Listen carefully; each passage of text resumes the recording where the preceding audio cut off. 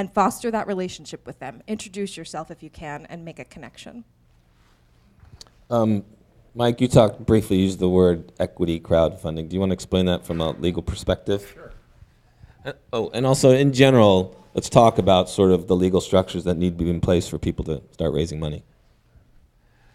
All right, well, first, the legal structure. I mean, the LLC is probably the #1 choice for independent filmmakers.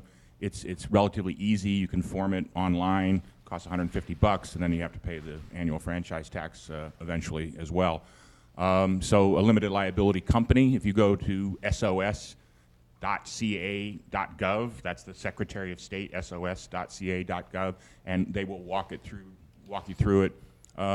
That is, I think, most of my colleagues, and I think most of the people here probably would recommend that you use an LLC as your production company and the recipient of funds. There's no legal requirement that if your rich uncle, wants to write you a check for $1 million, that you have to have a corporation or an LLC to receive that money. But it's a smart thing to do, and in fact, a lot of the folks that would write those kinds of checks would not want to write it to an individual. One of the first things you should probably do is form a limited liability company and make sure that the rights to the project are assigned to that limited liability company, because I can't tell you how many times I've actually found that somebody forgot that fairly critical step, that the intellectual property wasn't owned by the entity that was making the film. Technicality, but still.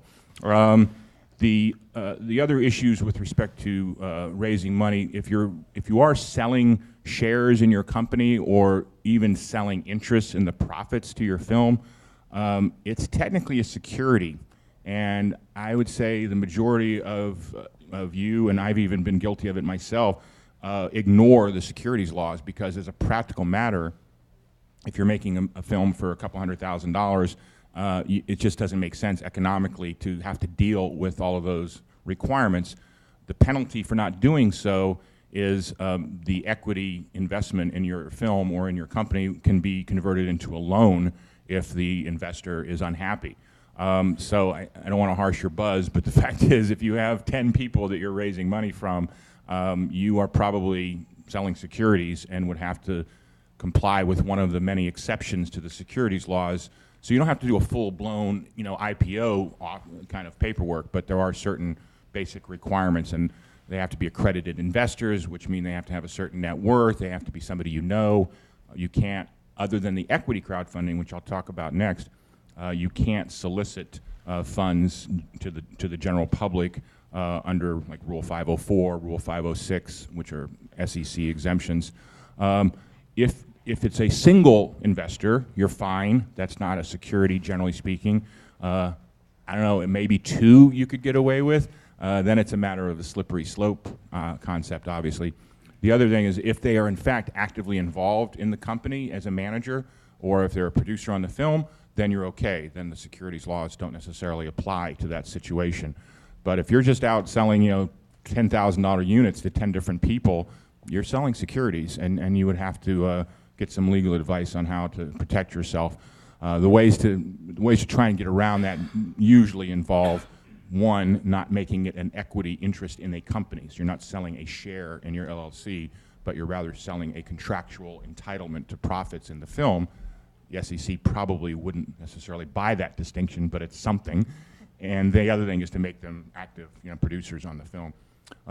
Equity crowdfunding is a relatively new. It was part of the Jobs Act that was passed a couple years ago, but they finally, just issued the rules, and they just went into effect, I think, on Monday. And equity crowdfunding allows you to raise up to $1 million in each 12-month period from the public. You have to go through an online portal, an intermediary they call it, and there are hundreds of those. If you just Google, I did it as an experiment last night, if you just Google equity crowdfunding film, there will be a ton of platforms that will come up that are qualified portals. And you can raise money from anybody in that equity crowdfunding model. They can be somebody that, they don't have to be accredited investors.